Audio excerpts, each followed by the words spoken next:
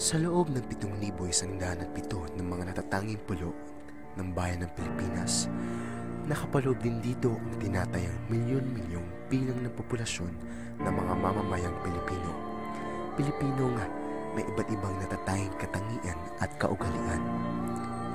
Bilang isang Pilipino, likas na sa atin ang kakitaan ng simpatya sa ating kapwa, ang pagiging matulungin, mapagbigay, masunurin, ang pagiging masipag, at pagbibigay halaga sa ating pamilya. Higit pa rito, ang pagiging matapat sa ating gawain at pagbibigay karangalan sa ating tungkulin. Ngunit, makalipas ang ilang siglo, may mga katanungan na nananaig. Ano na nga ba ang kasalukuyang kaugalian nating mga Pilipino? Ano na nga ba ang kasalukuyang katangian bilang isang Pilipino? Sa modernong panahon ngayon, inihahandog ng aming presentasyon ang kabatiran upang malaman ang kahalagahan ng kaugalian ng mga Pilipino.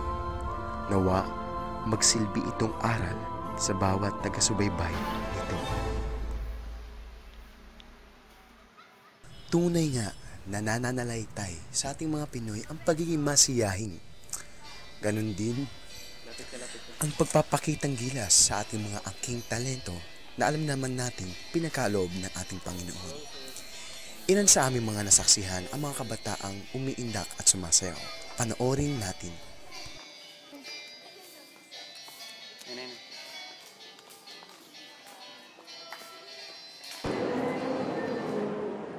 Sa susunod na video ay maipapakita na karamihan pa rin sa mga Pilipino ay tapat. Hindi sila basta naunga ng hindi sa kanila. Ganyan Pilipino. Tapat at maaasahan.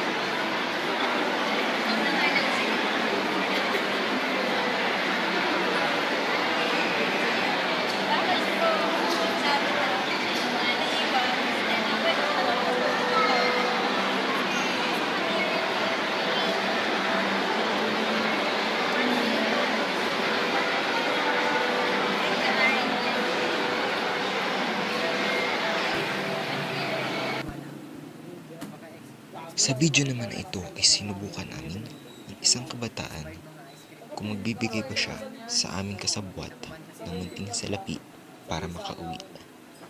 Halina't subaybayan natin.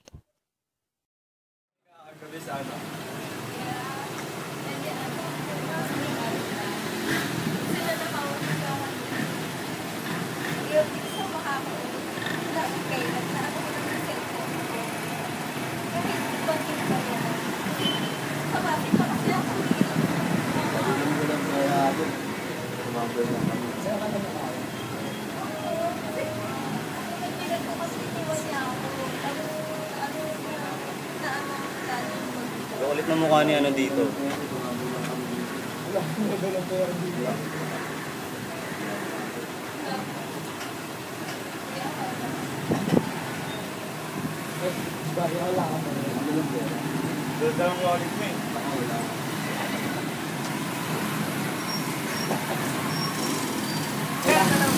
Pera kanina kasi wala siya pamasahe. Siyempre ano sa pag-ambilin ng hirap magtiwala. Tama, mayroon mga magtiwala. Siguro tama yung sinabi mo. Pero sa tingin mo, kung nagawa, kaibigan mo siya, tutulungan mo siya. Siyempre. Kasi siyempre kilala ko. Yung gano'n na malapit dito. Okay. Asan na nga ba ang likas na kaugalian natin bilang isang Pilipino?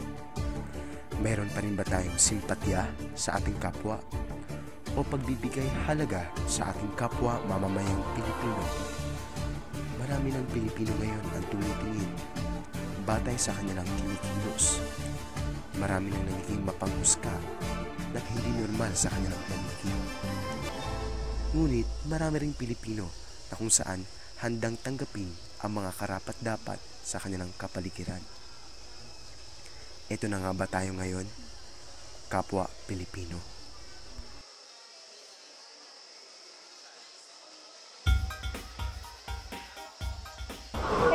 Anong reaction mo sa? Wala, mag-shoka. Sige, siyempre, sa ano ko, sabihin ko, yung isa bakla. May relasyon sila. Yan lang. Kasi kung sa bansa natin, titignan mo yung sabihin, ano yun, pag tinanong kung sa lalaki, kung sa bansa natin, tatanungin yung dalawang lalaki na mag-holding hands, maaaring sabihin na, yung isa doon, kapartner niya yung isa, o yung isa doon, may gusto doon sa isa, or may relasyon silang dalawa. Pero pag nasa ibang bansa ka naman, kung pag-uusapan yung mga bagay na yun, parang sinasabi lang na brotherhood yun, or pakikipagkapwa lalaki. Tunay nga na sa pagdaloy ng panahon ngayon, sa pag-usbong ng iba't ibang teknolohiya, nasama na rin ang ating kaisipan na tila ba nalason na. Asa na ba ang karangalan ng pagiging isang Pilipino ngayon? Hahayaan ba natin itong mawala na? Isa sa mga pinagmamalaking kaugalian nating Pilipino ang pagiging masunurin at pagbibigay karangalan sa ating gawain. Ngunit sa mga bakas na ito, magsisilbi itong pruweba na kung saan ang mga mamamayang Pilipino ay hindi na sumusunod sa mga tuntuning pinapatupad ng ating pamahalaan. Nawa, magbukas ito ng kaisipan sa bawat isa.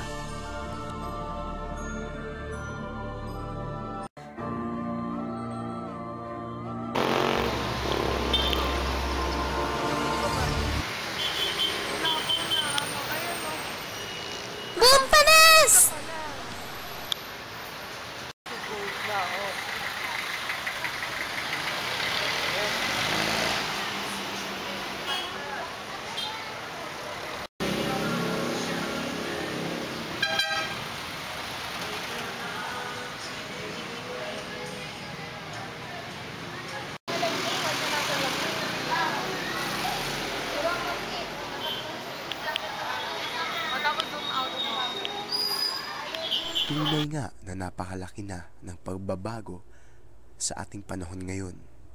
Marami ng Pilipino ang hindi alam ang mga pangunahing kabatiran ng tungkol sa kanilang lahi. Ilan sa aming mga pruweba ang mga Pilipinong nakausap namin na tila ba wala nang alam sa mga pangunahing tanong na dapat nalalaman ng isang mamamayang Pilipino. Gandang hapon po na. Ano pong pangalan po? Tanong lang po. Ano po ba yung pambansang awit? Opo. Alam niyo po ba? Kaya mo. Okay po. Bali, correction na po. Bali, ang pambansang awit po natin ay Lupang Hinirang. So yung bayang Magili po, first lyrics lang po. Oo. Okay lang po lang. Okay po. Senior. Ano po ba yung pambansang hayop ng Pilipinas? Alam niyo po ba?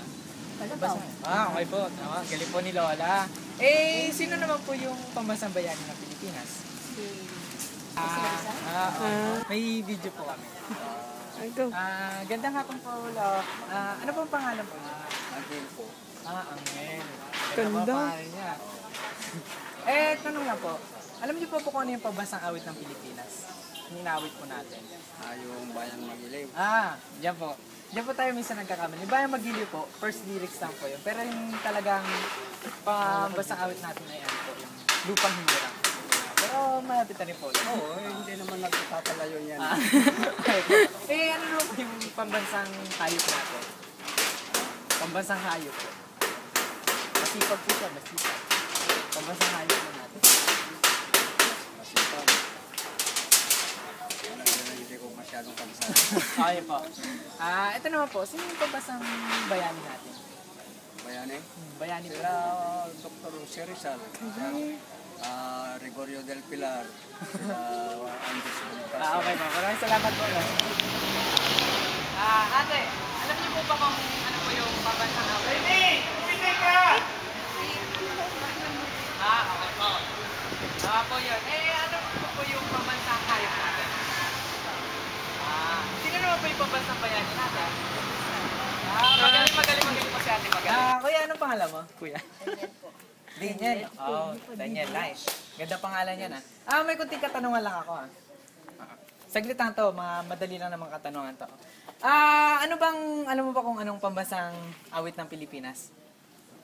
Ano? Lupang hinirang. Lupang Nirang. Tama. Kasi yung iba nagkakamali. Yung iba sinasabi nila Bayang Magiliw. Tama yung sinabi mo. Lupang Hinirang ang tamang sagot. Kasi ang Bayang Magiliw yan yung unang lyrics ng Lupang Hinirang. Tama. Pero alam mo ba na tama ba na ang pambansang hayop ay baka? Bakit mo nasabing hindi? Ano ba ang pambansang hayop? Kalabaw. Tama yan, kalabaw.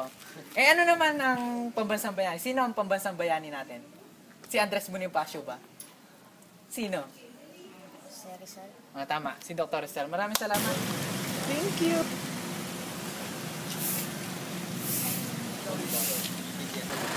Wala. Ilang taon din na po ginagawa? Paglilinis, ganito po. Bakit niyo po ginagawa? Tama po yan, Lola. Saludo po kami dahil para po sa kalinisan. Thank you. Bago na po yun. Tatlong buwan lang. Para po kanino niyo ginagawa? Para sa homeowners. May pamilya po kayo? May pamilya po ba? Meron.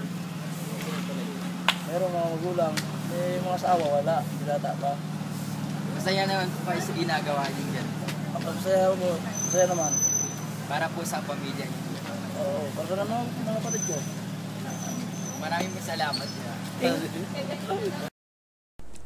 Sa bawat salaping pinagpapaguran, sa bawat dugot pawis na pinuhunan, ang mga Pilipino ay nananatili pa ring masigla at masaya sa kanilang buhay. Sila ay handang humamon sa buhay, sa kung ano ang agos nito at manatiling maligaya sa kung anong posisyon meron sila. Yan ang bakas ng isang tunay na Pinoy.